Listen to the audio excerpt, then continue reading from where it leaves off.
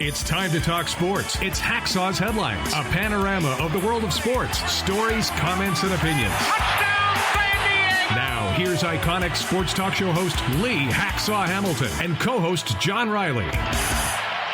Who wants to talk sports? We do. Good afternoon, everyone. This is Lee Hacksaw Hamilton, along with my co-host, John Riley, from our DIXIELINE Lumber and Home Center studios in San Diego. We welcome you to our Thursday weekly podcast, Hacksaw's Headlines. John, we got a great sports weekend ahead of us, but we got some business that we need to take care of first. Reminders to those of us that are joining us on the live stream. Before we get started, want to remind you, our Thursday podcast is brought to you by DIXIELINE Lumber and Home Centers. DIXIELINE, home for all your projects for 2024. You've got things you're thinking of doing in the home, at work, on the patio. Think DIXIELINE Lumber. And by North County Eye Centers, located Poway and Escondido. We all need doctors who will guide us through whatever eye problems we have. From glasses to prescriptions to contact lenses, North County Eye Center, Poway, Escondido, the people to touch base with.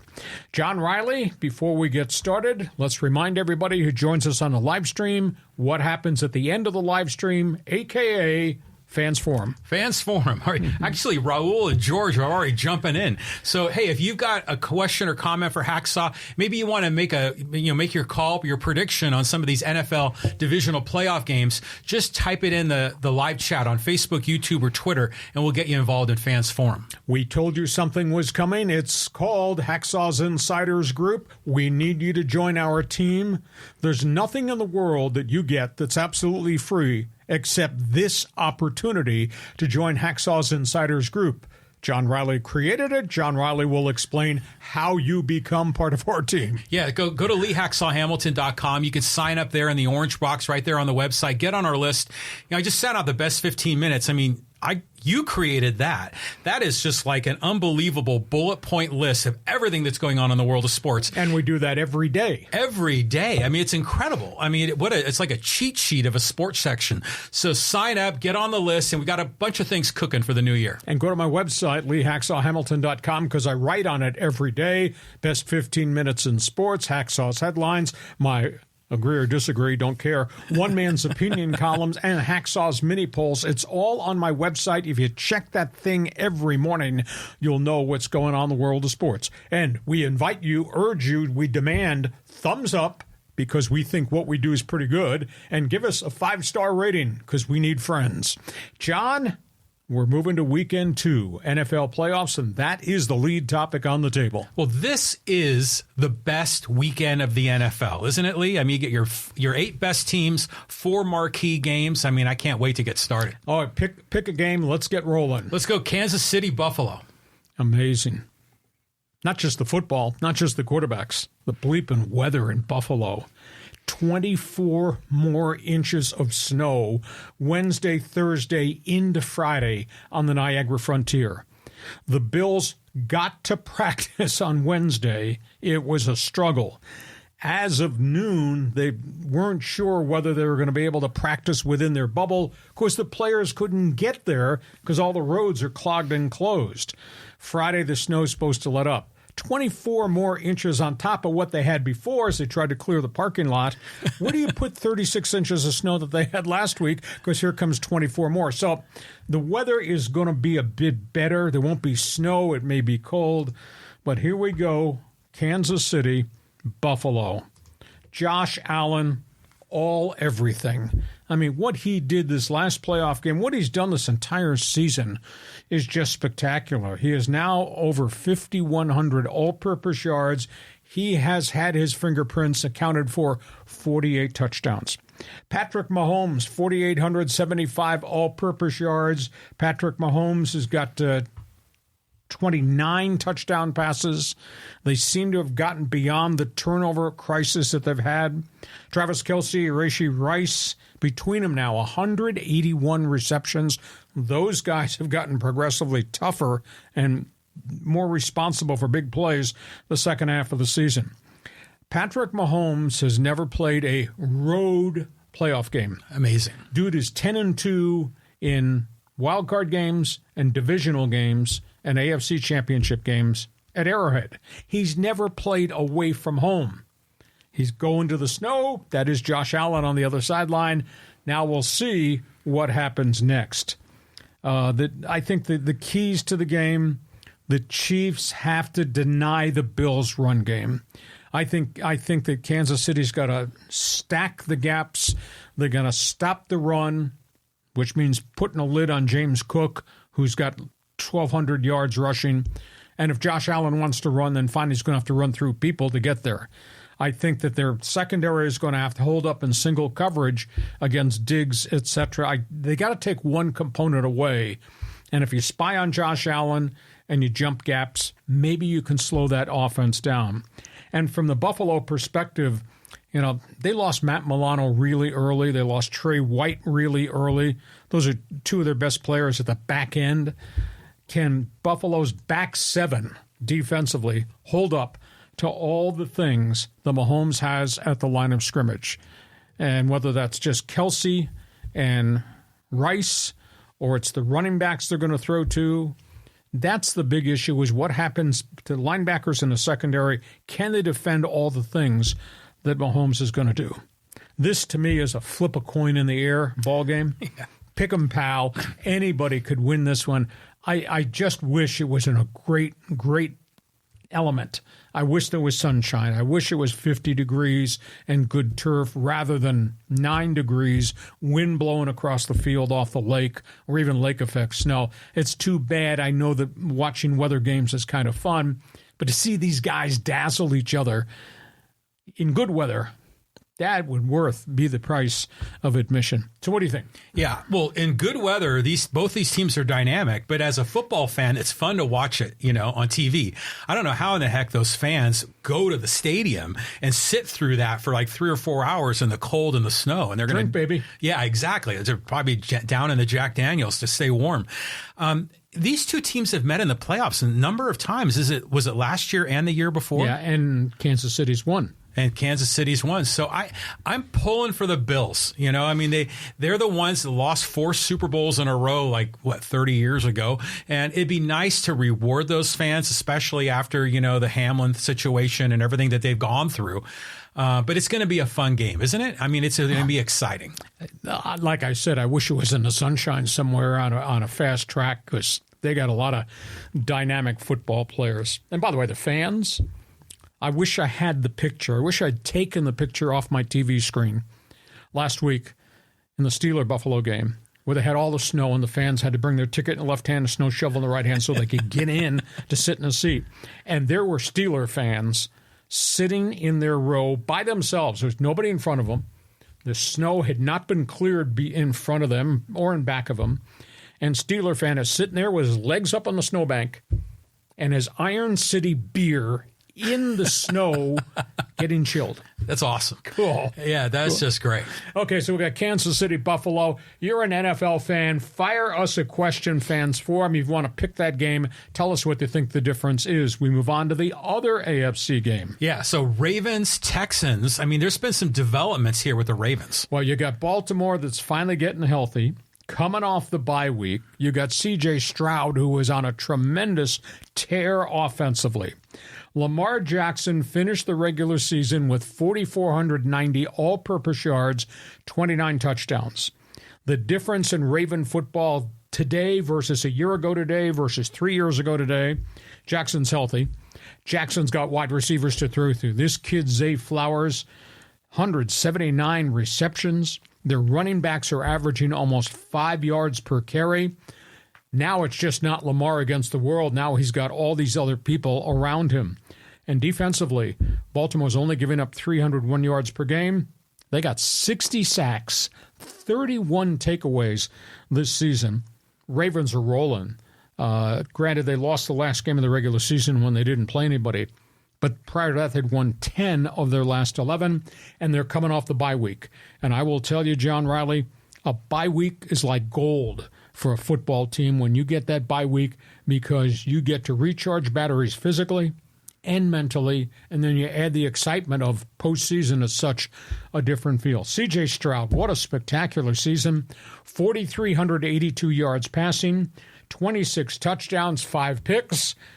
If you had done all your academic work in grammar school, you would have gotten 100. Mm-hmm. He's got a 100 quarterback rating as a raw rookie. That's incredible. On the Houston Texans, it is. Now, they got injuries. Houston's got injuries. They have now lost Noah Brown and had already lost Tank Dell at wide receiver. All of a sudden, they got Nico Collins and maybe the young kid from Alabama, the cancer survivor, John Mechie. That's all they got at wide receiver. They've run out of pass catchers for C.J. Stroud, so this is going to be a challenge. But the bigger challenge is C.J. Stroud comes to the line of scrimmage and he sees those guys snorting across the line of scrimmage. That defense, they bring heat. And that's going to be, to me, the massive challenge for that young quarterback is how they line up against John Harbaugh's defense, which is just rock solid. Well, you say the bye week is like gold. I mean, that's an interesting topic because, of course, in baseball, the Dodger fans whined about having the week off, thought it took them out of their game. But remember when the Chargers were 14-2 and the Patriots came to Qualcomm and the Chargers blew that game. So sometimes I think like a week off might maybe throw them depending on the team, right? I just don't know what the difference is, though, of a week off and week 19, a bye week for the playoffs versus a week off week 9 of the regular season. Downtime is downtime. Mm-hmm. But when you stagger to the end of the season, beat up with injuries and mentally drained, like I said, week off for football players is gold. It really is. Well, I'm rooting for C.J. Stroud and the Texans in this game. Yeah, well, that's Baltimore across the line of scrimmage wearing purple and black. Yeah, no doubt. It's going to be an uphill. I mean, what's this point spread on this? It's got to be at least a touchdown. At least. And they're playing in Baltimore, and Baltimore's gone through really cold weather. It's not like you're down in Houston in that dome, so that's going to be a challenge. From the AFC, let's go to the NFC. NFC, so yeah, Lions, Bucks. This is going to be a great one. You talk about two guys, reclamation projects.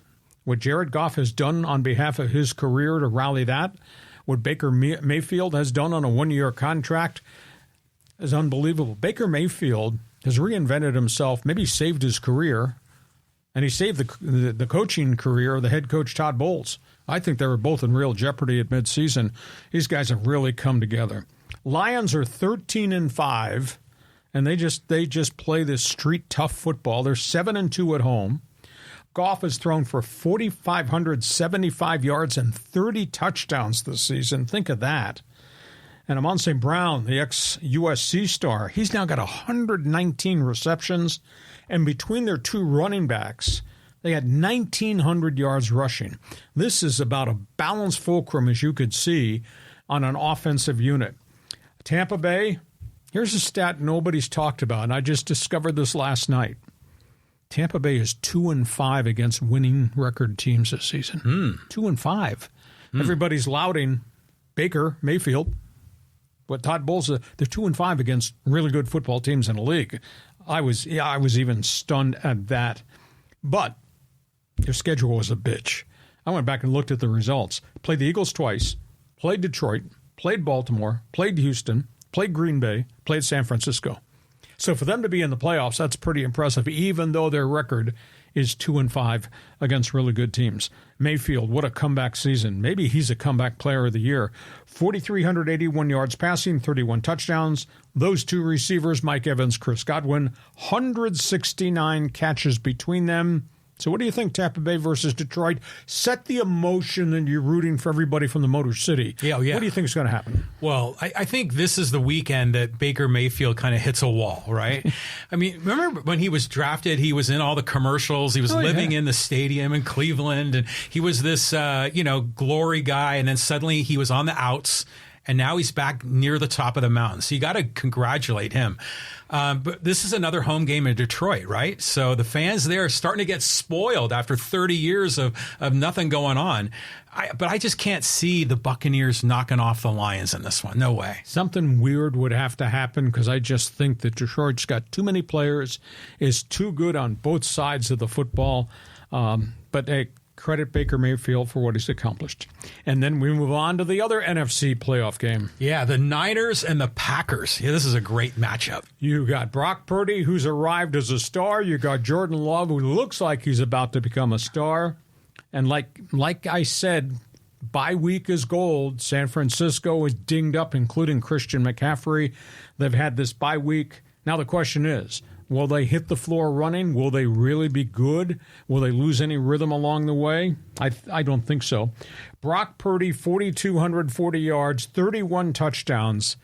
I've never seen a stat like this.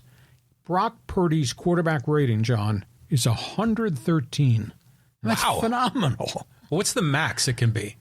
135, I believe. Yeah, something like that. 113. Yeah, that's really good. Christian McCaffrey, 2,023 all-purpose yards, 21 touchdowns, run and catch. And if you're not freaked out about having to defend Purdy and how you're going to stop Christian McCaffrey, oh, by the way, Brandon Ayuk has 75 catches, Deebo Samuels has 60, George Kittle has 65, and CMC, McCaffrey, he's got 67 catches coming out of the backfield. What an offensive football team. Jordan Love, 4,400-plus yards passing, 35 touchdowns. I don't know anybody, except his family, that would have projected this type of accomplishment. And he's done it with 4 young wide receivers and a young tight end. I mean, it's like romper room, how inexperienced these guys are, how good they've become. I think the key for Green Bay, and I don't know how they're going to do this, they got to run the football. If they can have Aaron Jones have another 100-yard game, or if A.J. Dillon comes back, he's been dinged up. If they can run the football a little bit to help Jordan Love and keep Brock Purdy and his guys off the field, then maybe they have a chance to be in this one. I think this one has to be a shootout for Green Bay to be in the game. But I don't know how the Green Bay stops everything that San Francisco's got. I mean, it's phenomenal, the layers of skilled people they got amongst that quarterback. Well, I was talking to one of my buddies who lives in San Francisco, in North Beach, a big Niners fan, and it was during the Cowboy-Packers game, and he was chilling, thinking we got a week off, we'll see who we face. And after that game, he was like, oh, wow, I don't know if I want to face the Packers. They look a lot better than I expected. But remember, it was a few years ago. Remember the Niners knocked them off in the snow at Lambeau? That was an exciting game. Aaron Rodgers didn't like it. Oh, yeah, he didn't. That was for sure. But this one, my heart and my head say it's all Niners, unless, like you say, something crazy happens. But Jordan Love, man, he's just having a nice little run here. Memo, Fans Forum, you're with us on the live stream. Pick one of these games. You got a comment. Jump on board in the chat room so that you can ask a question, because at the end, we're going to take your questions and talk about the playoff game. So pick one of those games and give us an opinion. Hey, our Thursday podcast is brought to you by North County Eye Center of Poway and Escondido. Comprehensive eye care, state-of-the-art technology, basic eye care to specialized eye care. That's who they are. North County Eye Center, Poway, Escondido. And by the good people at DIXIELINE Lumber and Home Center. 9 locations to serve you. It's winter time. You don't like how the inside of your house feels? Drafty, cold? Have you thought about windows and new doors? Take a trip to DIXIELINE. Talk to their consultants. See what they've got to offer you as it relates to windows and doors, home and apartment. DIXIELINE Lumber, 9 locations to serve you in San Diego. On we go. Coaching carousel. That's the next topic you chose. Yeah, so the Chargers, and this is an interesting list of guys. I mean, how do you think this is going to go, Lee? Well, here we are. The Chargers have interviewed everybody, and I don't think it's a dog and pony show. I think it's probably the best head coaching vacancy in the NFL because of the quarterback, Justin Herbert, the wide receivers, whatever the mix might be at running back, and Derwin James. They have interviewed virtually everybody. I was told Harbaugh wants $12 to $15 million per year and player personnel authority in addition to selecting who's going to be in the front office as it relates to player evaluations, scouting, etc. Wow.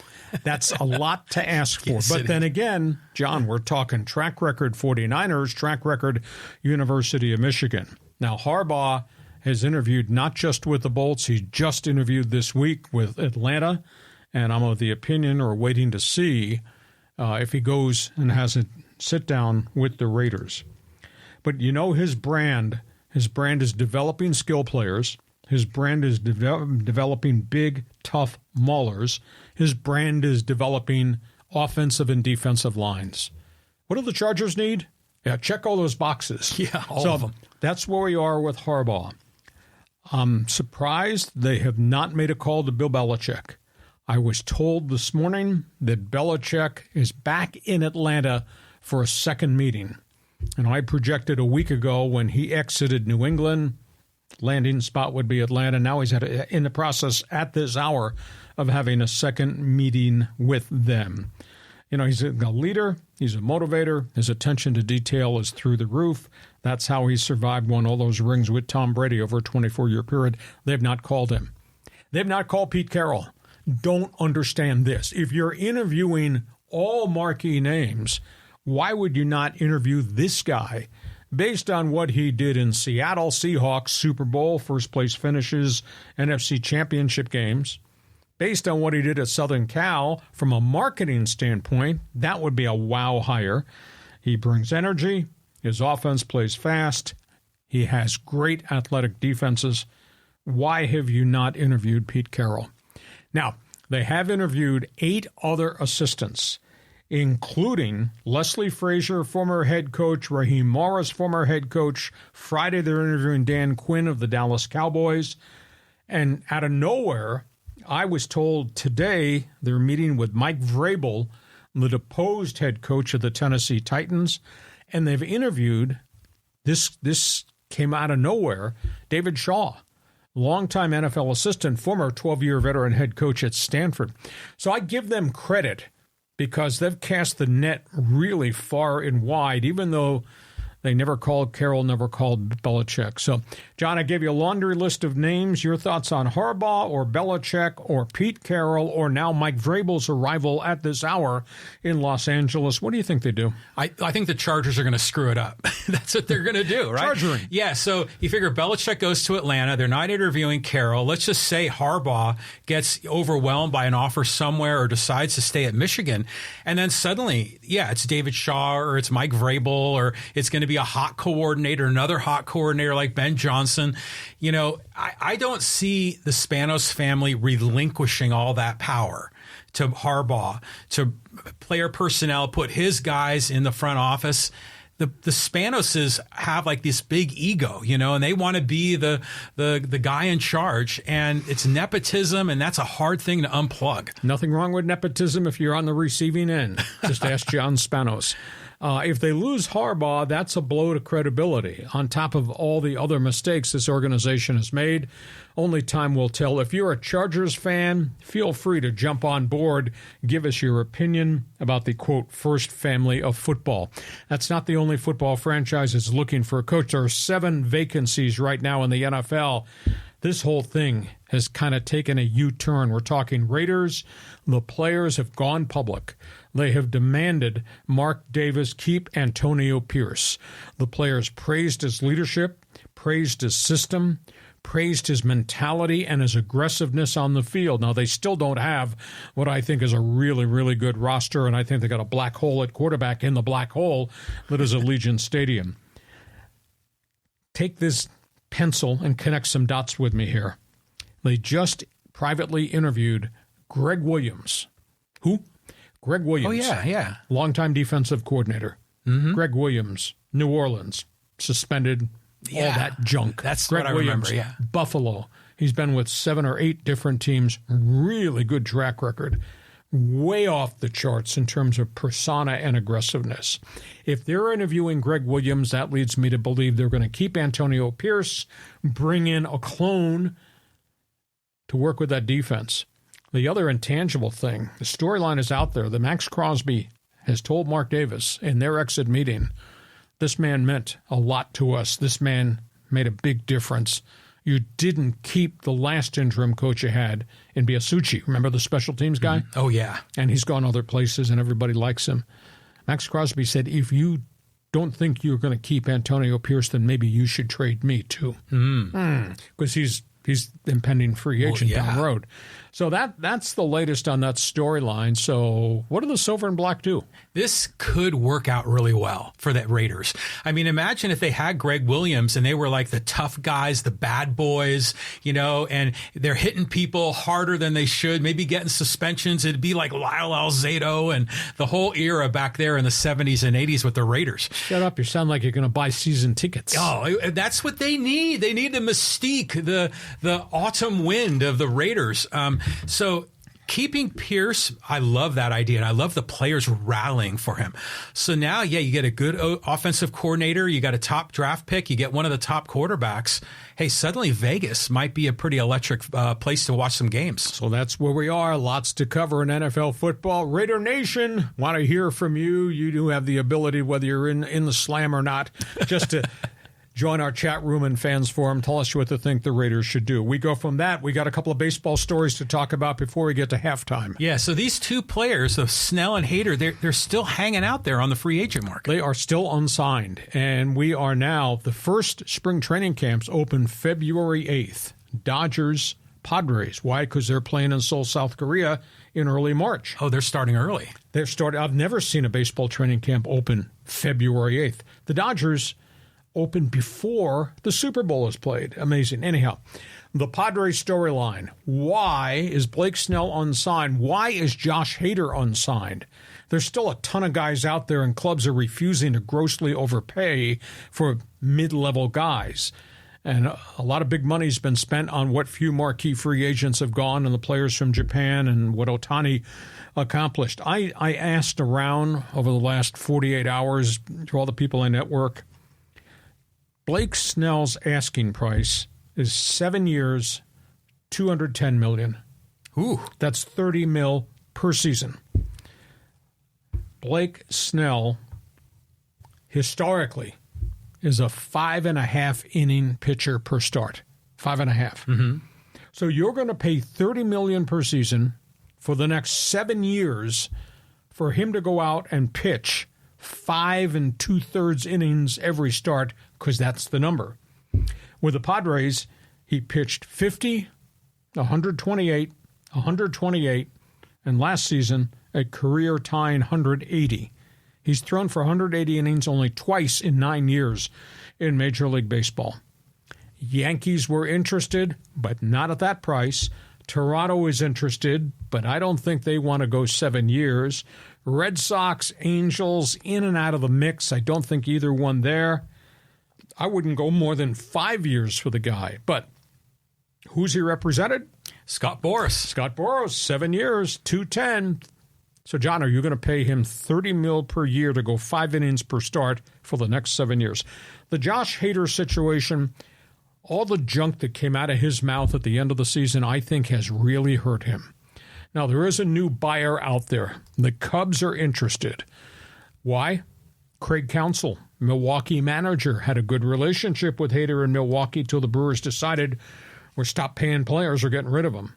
Counsell's a manager at Wrigley Field. So maybe there's some linkage between Craig Counsell, Josh Hader, and I think the Cubs need a closer. But at what price? $20 million per year. Now, maybe on a short-term deal, 2 and 3 years, maybe you do that. But what he said, I think, has chased people away. Just memory refresher. The Padres are fighting for their lives, trying to get into the damn wild card, much less no longer being available right. to win the division. And Josh Hader was balking at pitching back-to-back days. And then Josh Hader was balking about going out there and pitching back-to-back innings. He did not want to have to go get 4 and 5 outs. He's had some arm problems. He knows his strength. He put together some mystical numbers for the Padres outside of maybe a bad 5-week span at the end of that first year. But evidently this whole thing, and his response at the end of the season to one of the beat writers is when they asked him, why don't you want to go for 5 outs an outing? Or why won't you go Tuesday and Wednesday back-to-back? He made the comment, are we in the playoffs? I think the junk that came out of his mouth has devalued him a little bit, which is too bad because I think he's as good a closer as there is in modern-day baseball. But so you tell me, you giving Snell all that money for 5 innings per start? Can you forgive Hader for stupid things he said? Well, Nolan Ryan needs to get a hold of Josh Hader and smack him around, get him in a headlock and give him a noogie. I mean, because Nolan Ryan would pitch like, God, he would go 10, 11 innings in some of these games, and he was in a 4-man rotation. He'd come back and pitch again. So, yeah, that was weak, what Hader was saying.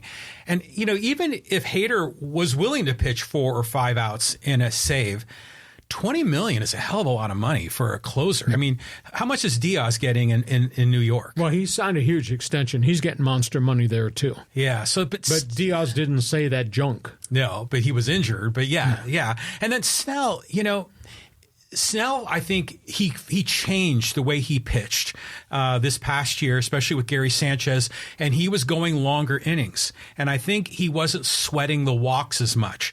And as a result, I think he had better performance and he was able to have a lower pitch count for a longer number of innings.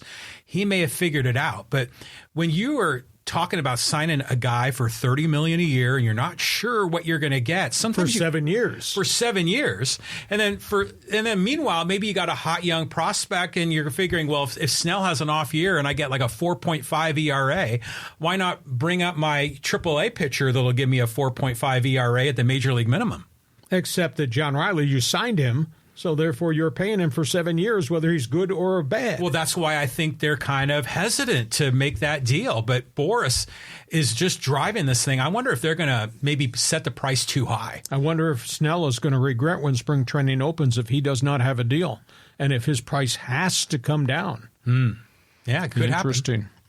One other baseball note for those of us that have talked extensively about Padres, baseball, TV, Diamond Sports, and all that new development. I really like this, and I'm anxious to learn more. Amazon Sports stepped into the middle of the Bally Sports, Diamond Sports bankruptcy.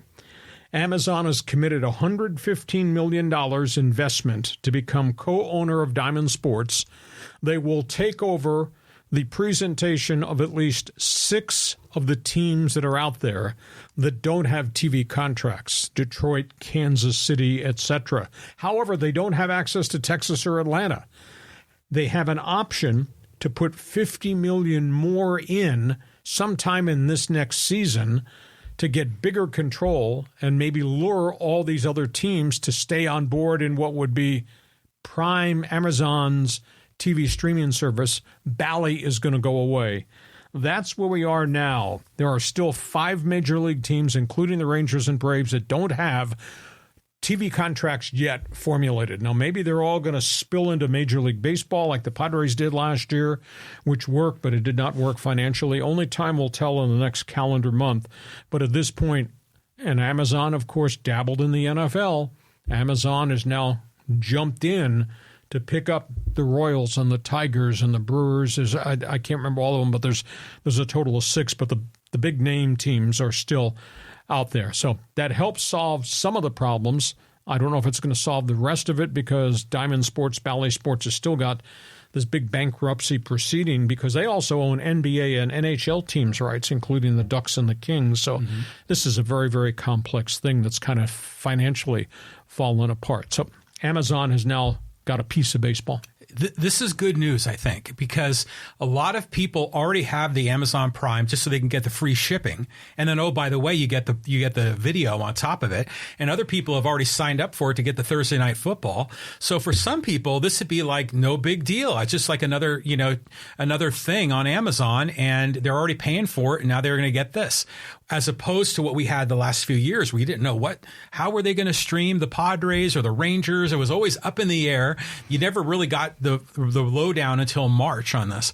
Now, this doesn't affect the Padres, though, right? No, Padres deal is under MLB's banner. Right. So I think this would be great if it was with the Padres, but now we're still in a weird zone. I still don't know how I'm going to get the Padres streaming, because last year I got it on DirecTV Stream. I'm not sure what it's going to be this year. We'll find out. You'll just be coming to my house bringing beer and sandwiches. Exactly. Every night. Hey, we get to halftime. Hope you're enjoying our Thursday podcast. Our podcasts are brought to you by DIXIELINE Lumber and Home Center Stores. John's great at doing projects around the house. You go to his kitchen and say, man, what a great set of closets you built, or counters, etc. Well, the latest thing that John has to decide, because I decided this, and I did it through those people, windows and doors. Because, dude, it's cold in the winter in San Diego. Not Buffalo cold, but cold. And therefore you get drafts, etc., and your heating bill goes up. John, brief explanation. Windows, doors, DIXIELINE. Yeah, I mean, they've got a great team there, that'll install that windows and doors. And the cool thing with the doors, it's not just like a regular old front door. They got all the cool styles. And they have also got the sliding doors, the big patio sliding doors that kind of make a space, your indoor space and outdoor space is one continuous space. It's like a disappearing wall, some of these sliding doors. So it's really cool stuff, especially for upscale homes along the coast. You know why we sit and dress when we wear hoodies? Because it's always it's cold in our DIXIELINE studios. DIXIELINE Lumber and Home Center Stores, these are the people you should call. And our podcast is also brought to you by North County Eye Center of Poway and Escondido. We will all need advice on our eyesight as we grow older. You have problems, these people have solutions. Cataracts to glaucoma procedures to cornea surgeries, and a unique, extensive screening program regardless of what your age is. Vision test for all, the dry eye treatment. They have 11 specialists and 4 surgical specialists at North County Eye Center. We all need solutions to our problems. I had them. I went there. I was pleased. You need to talk to these people. North County Eye Center, Poway, Escondido. And a programming reminder, we invite you to join us right at the end of our Thursday podcast for Fans Forum. Just get to that chat box, have a question, we will give you answers. John created Hacksaw's Insiders Group. We're rolling out some ideas for 2024. John, how do they join our team? Yeah, you can just sign up, get on the list, go to LeeHacksawHamilton.com, look for that orange box, put in your name and email, get on the list. We've got, the best 15 going out every day, plus some really exciting ideas for 2024. And we remind you, check my website because I write on it every day of the week. You give me 5 minutes, I will guarantee you'll know everything there is in the world of sports. We post it late in the evening.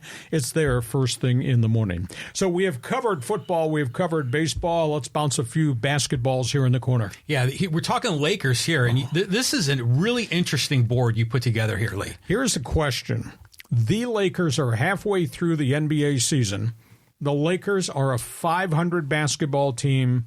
The Lakers, way back in the day, Lakers, West, Baylor, Wilt, Showtime Lakers, Kareem, Magic, and all those great players, Kobe and Shaq.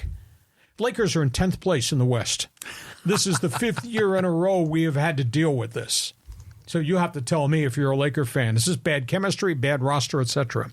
I went through and did a collection of the acquisitions that guy, Rob Pelinka, the general manager, made to try to fix the Lakers roster, to put people around Anthony Davis, LeBron James. This past offseason, he went into the marketplace and he got Taurean Prince, Gabe Vincent from Miami, Cam Reddish, Knicks, Christian Wood, San Antonio. Hardly any of them have made a difference, and the Lakers are sitting there at 21-21. He did that after the year prior in 2022 when he brought in Russell Westbrook, Dennis Schroeder, Pat Beverly. We all thought that'd make a huge difference in terms of chemistry and tenacity. That didn't work out. You do remember 2021, Carmelo Anthony, Trevor Ariza, Rajon Rondo, etc. They thought that was going to make a difference. Didn't work. 2020, they found Alex Caruso. They rented Drummond, Marc Gasol, Montrezl Harrell. Got rid of all of them. That failed. And even as far back as 2019, Kentavious Caldwell-Pope played well in spurts. They did have Dwight Howard. They uncovered JaVale McGree, didn't keep these guys together. That's 5 years of attempts by that guy to fix the roster. And they're no better now, John Riley, than they were 5 years ago. I mean, I knew there was those names are out there, and now the numbers of those names out there that were supposed to help, didn't help, haven't solved anything. And now they have virtually no draft picks, and they have 2 aging players in the same set of circumstances now they were before. Well, maybe the problem isn't those players. A lot of those guys are very productive on other teams now. You know, Harrell was terrific with the Clippers. Who was the other one that was on those? Caldwell Pope has been playing pretty well. So maybe the problem is LeBron and AD. You know, maybe they're having the problem of meshing with all these, you know, supporting cast members, because Pelinka keeps rolling in guys that seem to have the right talent level. It's stunning to me. I guess you're assessing the question. There's only one basketball on the floor, and the basketball has to go through AD and LeBron all the time, and nobody else can really become the third wheel in the deal. Yeah, pretty much. It's stunning. You're a Laker fan. Give me a response to what we just dug up here. It's really weird how hard they've tried, how much they've failed. And they're in 10th place in the West. Can you believe that? Next basketball topic. Okay, yeah. This next one here has been making news, and it's a sad story with the Golden State Warriors. Yeah, well, you got a lot of problems here. Let's start, first of all, with the New York Knicks. The owner, James Dolan, controversial, a failure as an owner, disliked by his own fans, has been hit with a federal lawsuit that he sexually assaulted a massage therapist that was involved with the club and did other projects. He emphatically denies it. He says it's a money grab. The lawsuit also says that James Dolan was involved with Harvey Weinstein. Oh, no. Harvey Weinstein, who currently, if he's watching this podcast, is in prison. And that he delivered women to Weinstein, and who knows where that went. So Dolan's got a massive credibility problem again. At Golden State, they're not having a good season. This is a tragic story. The NBA just an hour ago canceled another Golden State game. Their longtime assistant coach comes from great European bond, Dejan Milicevic, dropped dead of a heart attack and a stroke at a team dinner the other night in Chicago, I believe it was. And the players are all there, and they could not save his life. The coaches went to the hospital with him. He underwent major emergency surgery. He passed away hours after. The trauma on behalf of the Golden State players just must be devastating at this point. So is Steve Kerr. He just could not talk about what he experienced. This guy, Milicevic, great track record working with European players, including Nikola Jokic. He helped develop him. Really? In Serbia? Yeah. I believe. Yeah, the former Yugoslavia. Yeah, and so just a shocking story. A lot of unhappiness, coaches versus referees. Mike Brown, $50,000 fine, Sacramento Kings coach. He not only went haywire during the game about blown calls, he went to a press conference and he brought his laptop, and assistants had downloaded all the blown plays that he had sent to the league office and said, your guys got this wrong. Turned the laptop, and he ran the blown plays for the media to see. He's going to get fined. $50,000, pal. Yeah. he just got fined yesterday. And then there's Darko Rajakovic, head coach from Toronto, longtime NBA assistant, European. He got so incensed at brutal calls at his post-game press conference, he started pounding the table. I guess how they do that in Russia. He obviously has had this whole thing kind of come apart on the seams at him. He's also seen the organization, his general manager, trade Pascal Siakam to Indiana in a 5-for-1 deal. And he stripped the roster completely. You know, earlier, about a month ago, they traded O.J. Anunoby. He went to the Knicks in a major deal. And, of course, they let Fred VanVleet leave and Kawhi Leonard leave. So what once upon a time was a pretty proud, pretty good Toronto Raptors championship franchise has now been strip mined completely. And Rajakovic got socked with a $25,000 fine because of the table-pounding incident critiquing the referees. So Not a good time in the NBA, coaches versus guys with a whistle. No, I mean, we were just talking about how the columnists locally were whining about the referees with the Aztec basketball program. It's just a bad look. I mean, I understand they're frustrated with it, but you gotta not present that to the press, to the media. I mean, because it makes you look like a whiner. So that's a shame. Here's my laptop. Look at these plays they blew. Well, yeah. I mean, but I think any coach could do that because there's always bad calls. I mean, in the end, you've got to have your players step up. The Sacramento Kings is another team. They're like the Detroit Lions, right? That haven't won anything in a million years. They're making progress. They're getting closer. Mm-hmm. Now, the rumor is that there might be another trade coming, but it's going to cost them Harrison Barnes or one of their other marquee players. But they're just trying to find the last piece of the puzzle that maybe pushes them over the top. I always thought Mike Brown was a really good coach. Yeah. He is good. Hopefully they are improving. But have you ever seen a situation like this with the Warriors where a player or a coach dies like suddenly, like not on the field or on the court, but some medical thing like this? I mean, this is crazy. Not shocking fashion. I mean, Tex Winter passed away, and he was at the tail end of a great career as a longtime assistant to Phil Jackson, Chicago and L.A., but that was an age and illness thing. But could you imagine at a team dinner on a road trip having somebody go down? Steve Kerr's having a really, really tough year. He's going to have to soldier through this. We go from NBA basketball to hoops, college hoops. Yeah, so San Diego State, man, they played last night. It kind of got interesting. They did beat Nevada. They battered Nevada early. Wolfpack came back at halftime. They came from 16 back to tie the game.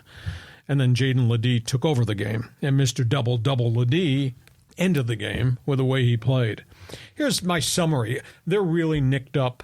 They had one guard last night because Tramel's been ill, and they're just really, really struggling. They were down to one guy, and Reese Waters played pretty doggone well in crunch time, as did Ledee. I think we need to understand the Mountain West is really tough. Oh, big time. Big time. I mean, you're going to get punched in the mouth. It might be in their building. It might be at Viejas. You're going to lose some games. The only thing that counts now is the growth of your young players at San Diego State, and we've seen flashes. They've been pretty good. Growth of those young guys, and get to the Mountain West Conference tournament and win that sucker. You win that sucker, you're going to get a pretty good seeding, and then you're going to go to March Madness, and then we'll see. This is a very different basketball team than what we saw last year going to the NCAA Finals, beating Bama, and then scaring the daylights out of UConn before they ran out of time on the clock. That was a very unique basketball team. Nobody's ever brought this up. Too busy writing columns, playing crybaby about the refs. That was a once-in-a-lifetime team because they had so many sixth-year veteran players who stayed in school, did not jump ship, did not go into the transfer portal, did not try to go to the NBA. Those guys stayed in school. And look what they became as an ultra super experienced team. They went to the NCAA championship game. I don't know if you can reduplicate that again at San Diego State. I think that was a once-in-a-lifetime opportunity. But that being said, you got a lot of young pups. Grow them, develop them. You got maybe a first-round draft pick, power forward in Ledee. And you got veteran experience at guard.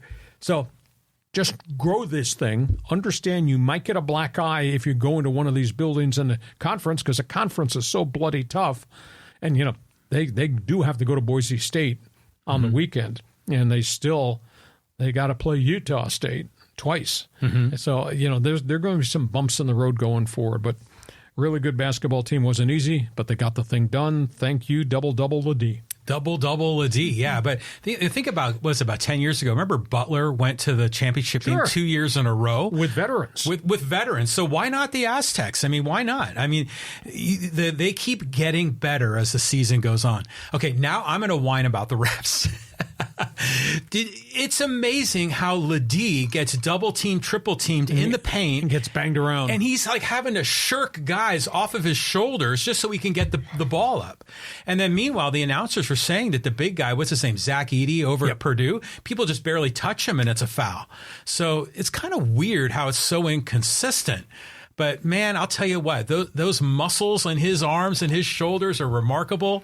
It's incredible what he's able to accomplish. I mean, the Aztecs would be nowhere without him. Well, they're running a lot of different sets to try to get him the ball in different locations, and he's a really fine player. And yes, you are correct. This could sound like I'm whining. He does get banged around a lot. A lot. Okay, we go from that.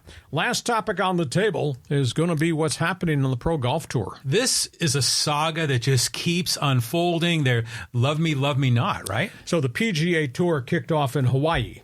They played the Century Tournament in Lahaina and Maui, and they played the Sony Tournament.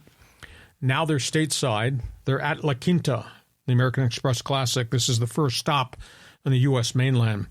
We would have thought this deal would have been done. This deal, the PGA Tour versus LIV Golf, they've gotten a 30-day window extension to try to solidify the transaction.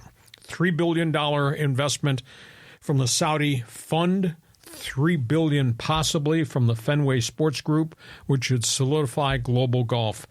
They got problems because there's an attachment to this Saudi proposal. $3 billion, but by the way, we are demanding there will be team play in the tournaments that the Saudi side is going to operate. They want team play, not medal play, team play for all the tournaments in Europe, the ones they're going to create in Africa, and the ones in Japan. For some reason, the Saudis are hooked that this is the best thing for golf to have Phil Mickelson to have a team and Dustin Johnson to have a team, and now John Ram has got a team. PGA says, no, we don't want that. Medal play has been our signature, the persona of what our PGA events have been. So that's a big issue. There's also a difference of opinion. How do we implement the LPGA to be part of the global growth of golf? Sadly, the LPGA Tour here in the States just seems to be running out of gas, running out of sponsors. It's a big issue. On the top of the leaderboard are all foreigners almost nonstop now, maybe the last 5-6 years. So they're struggling over what the LPGA thing, the concept should be. Should it be the LPGA Tour in the U.S. or have special events in Europe that the Saudis will control and let them configure if they want to make it match play or team play or PGA versus LPGA? It's just very complex mosaic right now. So how do you implement that? And who's going to win this power struggle? Do you like the Masters? Do you like the British Open? Yeah. Medal play? Yeah. Do you want to see team play? Why not? Why not have a little bit of both? I mean, I kind of like this idea of having the team play because it's just a different way to look at the sport, right? Medal play is terrific, and I would never want to not have medal play for the Masters or the U.S. Open or the British Open. But why not have, if we're going to go global, if we're going to expand into Africa and Asia and Europe, why not have some team play there, shake it up? And I love the idea of bringing the women together and maybe some of these tournaments, why not having a male and female teams together? That might be kind of fun.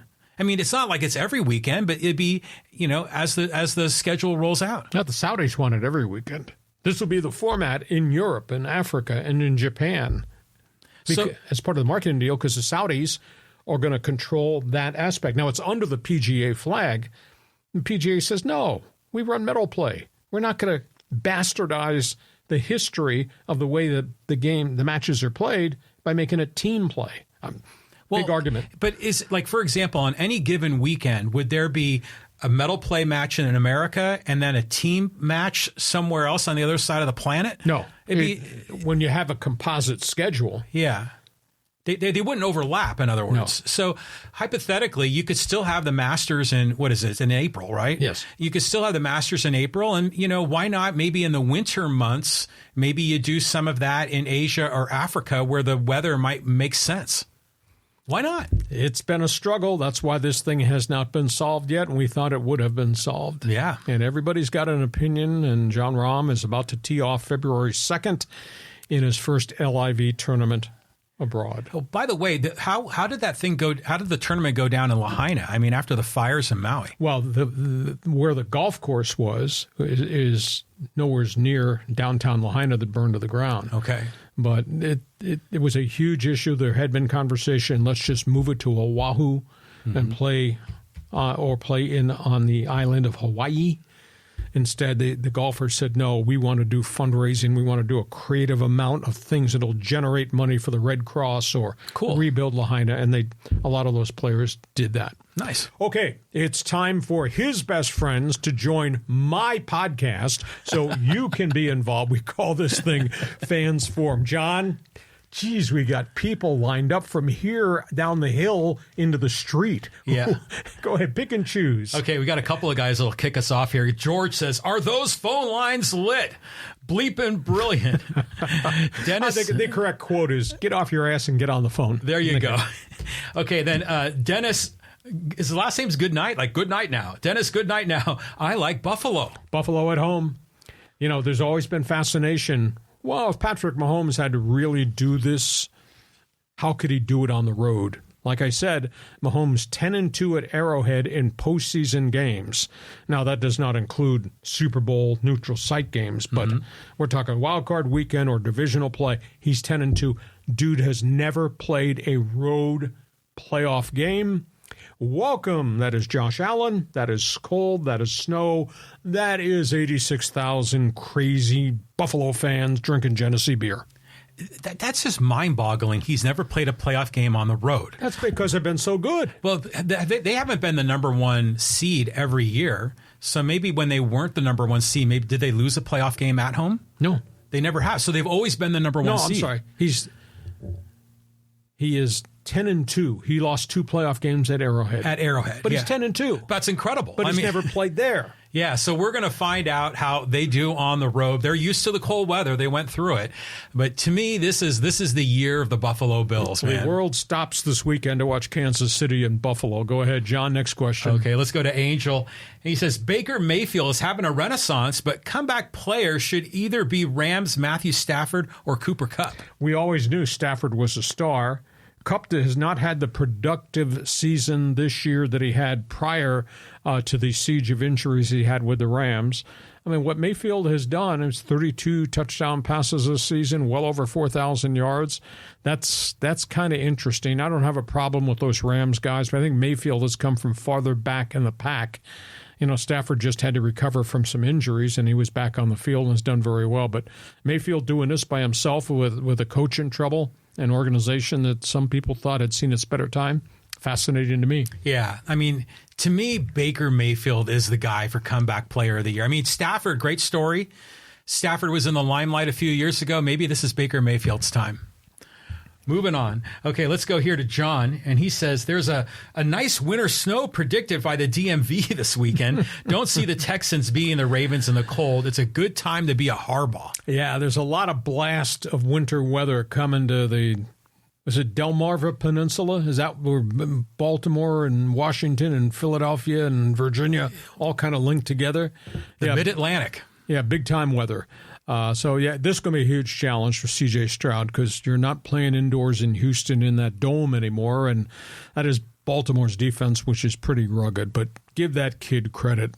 You know, it's too bad he's lost 2 of his top 3 wide receivers, though he does have Nico Collins, and they do have Devin Singletary to run the football. But I think Baltimore at home, Baltimore with the weather, Baltimore with Lamar, Baltimore with that roster, too much.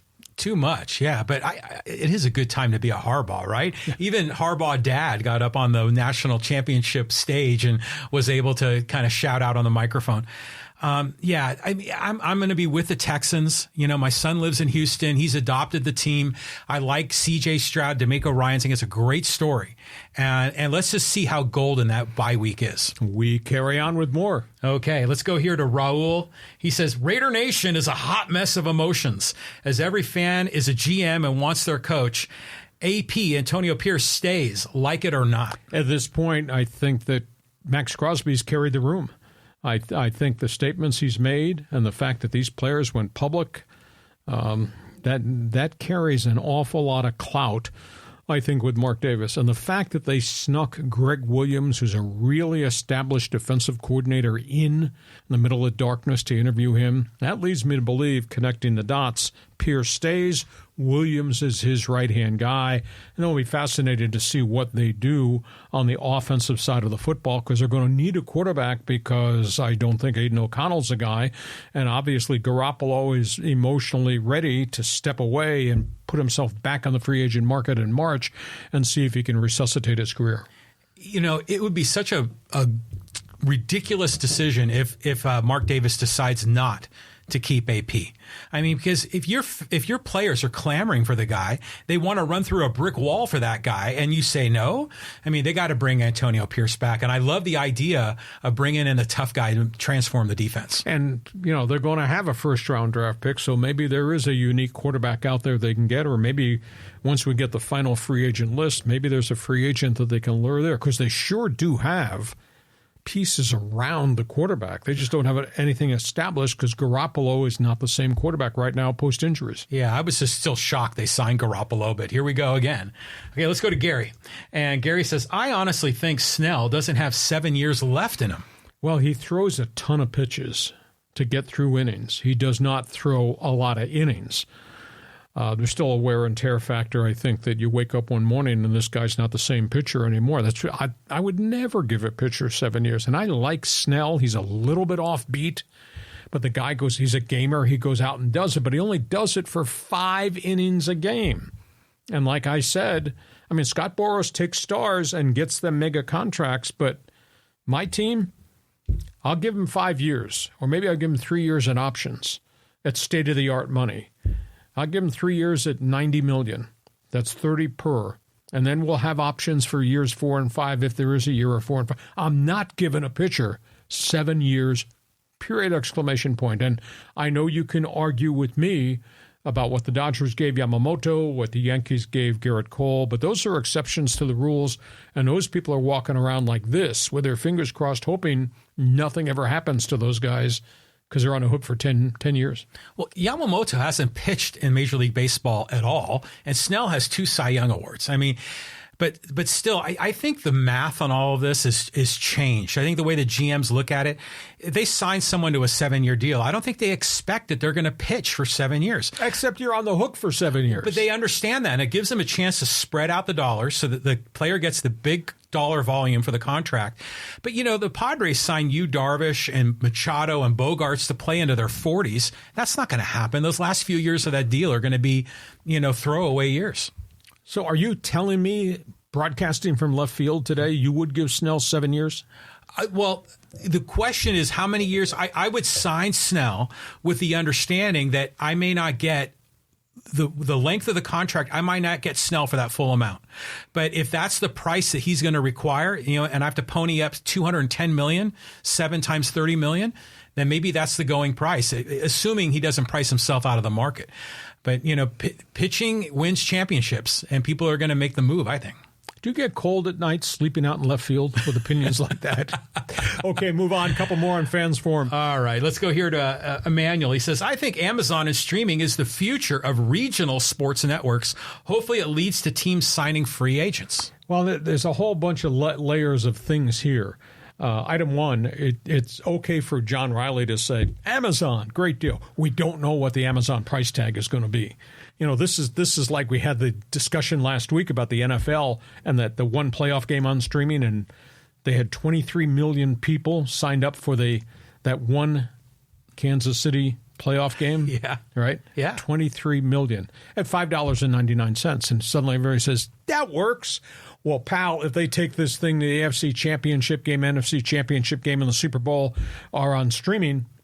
And, John, by the way, you're so excited.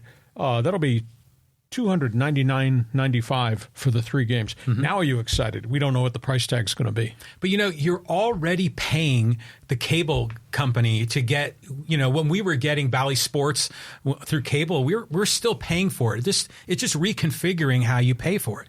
But you know, that's 162 games. That's not 3 playoff games at $299. Well, You don't think the NFL is going to let you have it for $5.99, do you? The NFL is going to squeeze that turnip and get as much out of it as they can. It's called squeezing the rock. Well, yeah, okay. Well, Emmanuel, I think, brings up a good point, though, about signing free agents, because I think the Padres losing the Bally Sports deal has affected their payroll. Well, exactly. So I think there's, like you say, there's so many layers to this issue.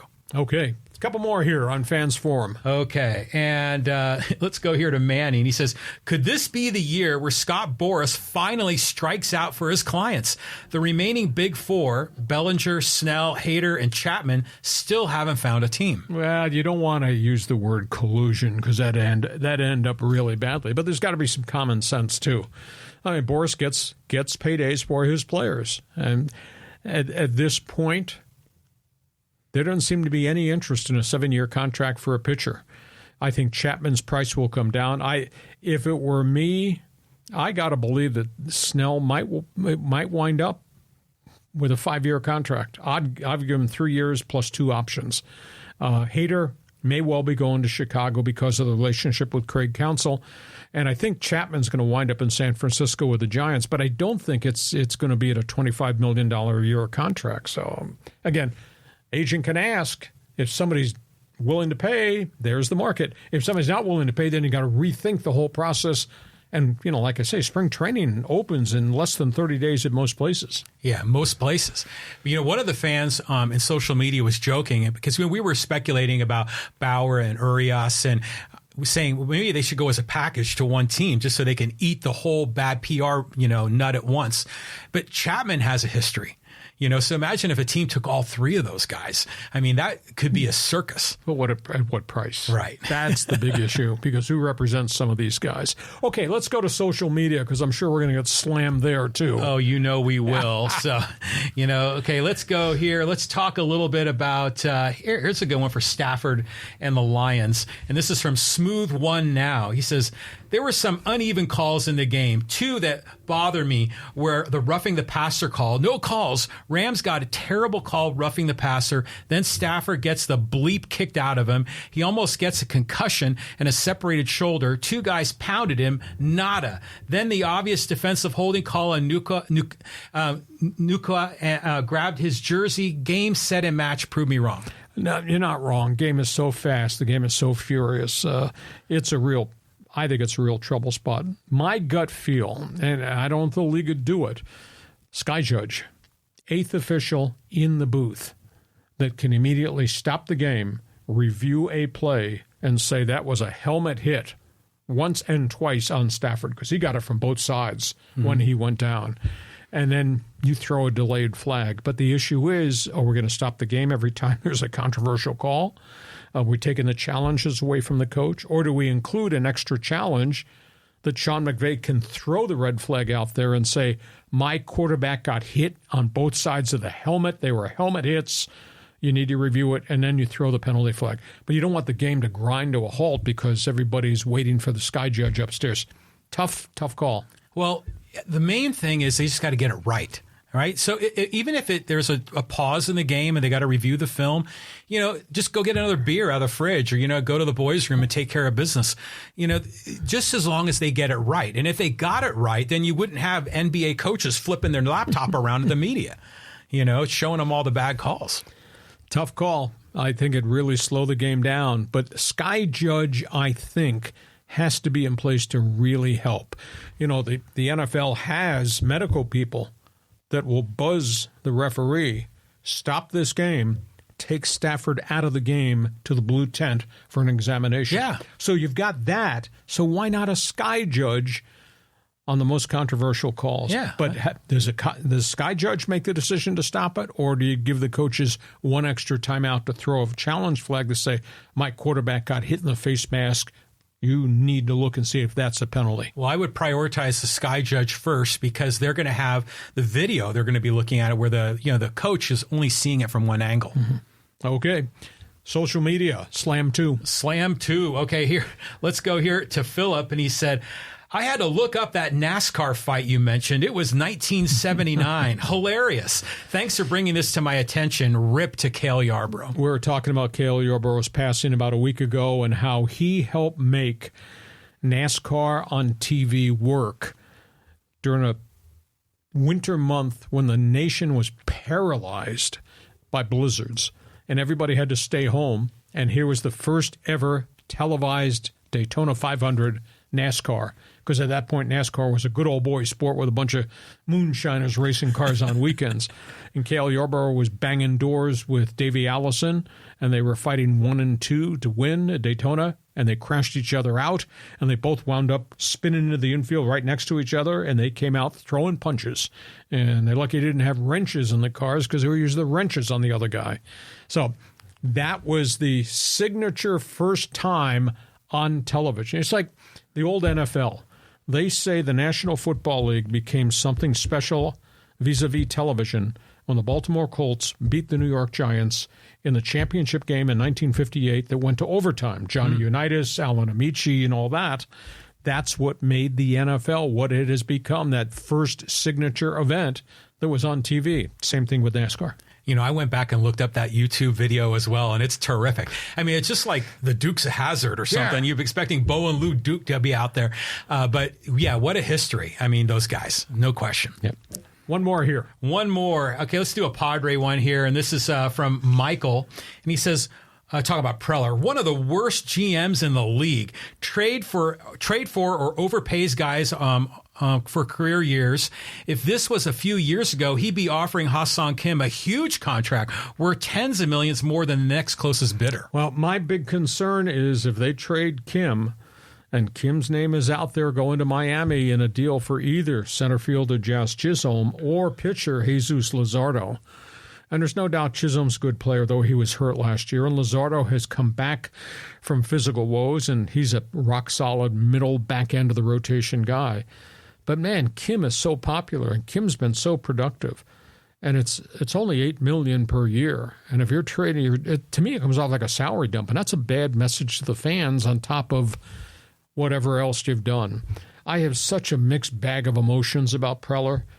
I subscribe to his philosophy, boots on the ground. He may employ the most scouts in the world because they go get players, they find players, etc. But I have a problem because he overpaid. My golden retriever could sign all the players the Padres have if my golden retriever had a blank check and could pay anything, and that's what Preller's done, is he's overpaid everybody.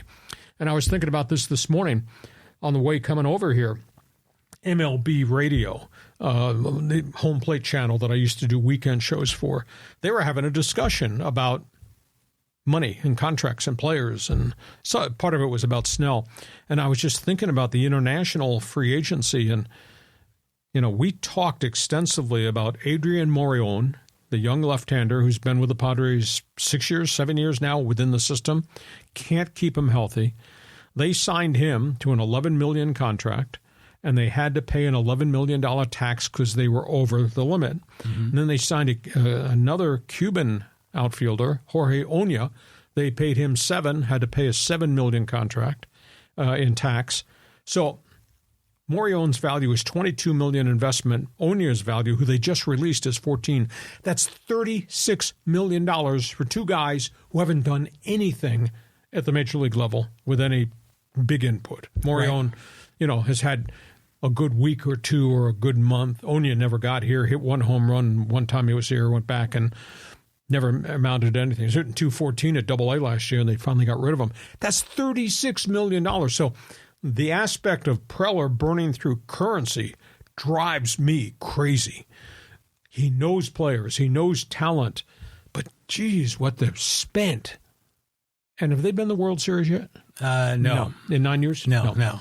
So that's where we are. I try to counterbalance my emotions about the Padres general manager. Well, isn't it interesting the history of Preller? Because he comes on board, and all of a sudden there's the big splash. You get Matt Kemp and the Upton brothers and Kimbrel. At a big price. At a big price. He unloads the farm system. That doesn't work. He kind of reconfigures, makes a huge investment in that international draft in 2017, built the farm system up a second time. And they traded Mackenzie Gore and his friends to Washington. Right. For the rental. But then now they just signed that DeVries kid, and so their farm system is like a top 10, top 5 program.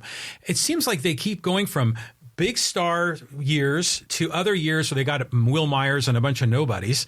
Maybe they can find that equilibrium where you've got, 4 or 5 star players and you fill in the gaps with the young guys that are going to be able to produce for you. Well, that's the way it's going to have to be because there is no more blank check at Petco Park. No way. So that's where we are.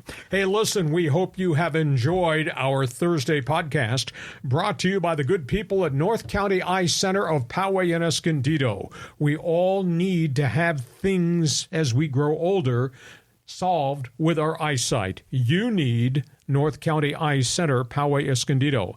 And you need doors and windows. If you're thinking about a project like that, you need to think about our best friends at DIXIELINE Lumber and Home Centers. 9 stores here in San Diego County. They specialize not just in lumber, not just in tools, but in doors and windows too.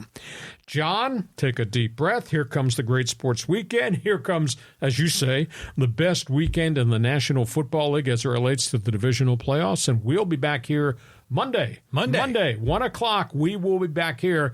I want you to make sure you text, email, tell all your friends what we're doing with our podcast. John, have yourself a great sports weekend. It's going to be great. And thank you for joining us on Hacksaw's Headlines. Join us again for Hacksaw's Headlines on YouTube, Facebook, and Twitter. And find the audio version on your favorite podcast app. Touchdown, San Diego! For more content, go to LeeHacksawHamilton.com.